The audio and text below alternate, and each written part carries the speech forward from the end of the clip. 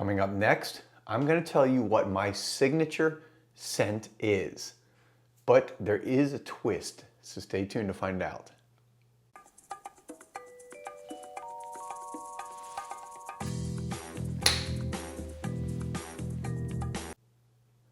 Welcome back everybody to Joel the Nose, and I'm still here in my house quarantined with COVID, but doing very well, doing much better, and still a little congested as you can probably hear, but otherwise I feel good. No fever, no body aches, all that's gone. That lasted like one day, so the treatments are doing their job.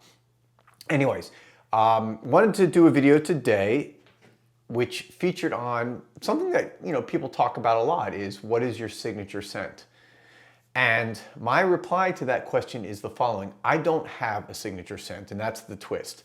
And I think that if you speak to a lot of people who are, fragrance connoisseurs or fragrance collectors, they don't have a signature scent.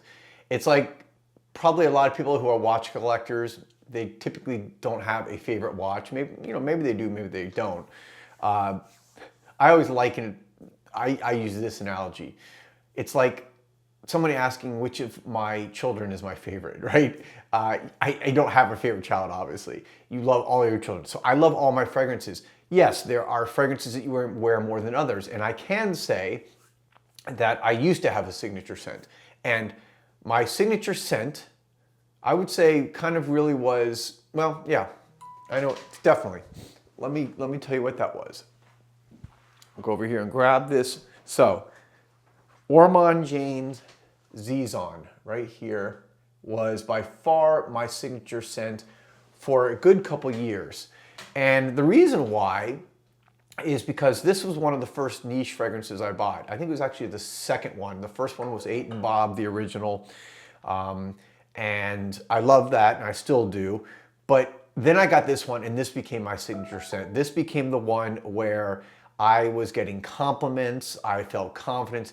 This was one that it was like a step up from 8 and Bob. 8 and Bob, to me, the original, is a great entry-level niche fragrance. It's kind of like, that gateway drug from soft drugs into the hardcore drugs. It's like that transition from designer to niche. This Zizon is true niche perfumery, and it's kind of got this animalic, almost, like sexy dirtiness to it, but yet it's still fresh with a lemon bergamot top, vetiver at the base that gives it this kind of just really earthiness. So this, by far, I would say for a couple years, because for a couple years after I started buying niche fragrances, I only had like maybe 3 or 4 bottles, and I was wearing those plus my old designer fragrances. And then once I started collecting more and more niche fragrances and really getting into the love of niche perfumery, it became something where it's impossible for me, I think, once you have more than a certain number of fragrances, to have a signature scent. Why is that?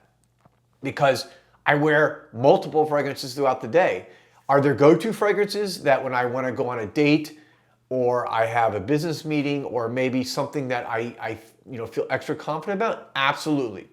There are go-to fragrances. So I think there's a difference between signature scent, which is just one scent, which I don't have anymore, and there are go-to fragrances. Zizon, still go-to fragrance for me. Let's see what also is, I would say, let's see, these are a couple more go-to fragrances, which is, of course, Udin from Serjoff, go-to fragrance for me, absolutely. Desired by Elisire, go-to fragrance for me. One of my newer fragrances, but already I did a video that this is one that I just grab now more than anything, and this is probably the one I grab the most. Fougère Nobile from Nobile 1942. There are many others. I mean,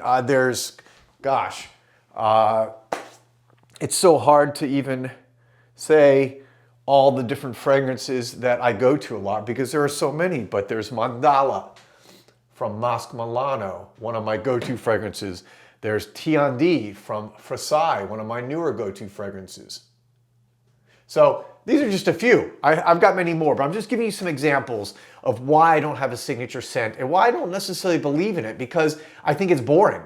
I think when you have a signature scent, and then that means you kind of just wear it too much. And I believe in variety. I like a variety. It doesn't mean you have to have hundreds or 50 bottles. You could have a nice collection, I think, of 10 bottles that you wear on a regular basis and rotate, and therefore, you know, you're not going to necessarily have a signature scent. It's like, I don't know.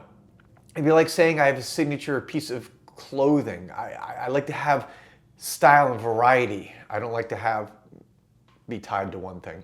So there you go. That is my answer to the question, what is my signature scent? I don't have one, and I would suggest to everyone out there who's starting to get into this, or if you're already into fragrance collecting, don't stick with the signature scent. Try to bust outside your usual way of doing things and start trying to wear more of your collection and really have more go-to fragrances, not signature scent.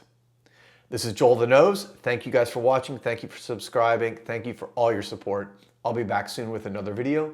Peace, love, and perfumes.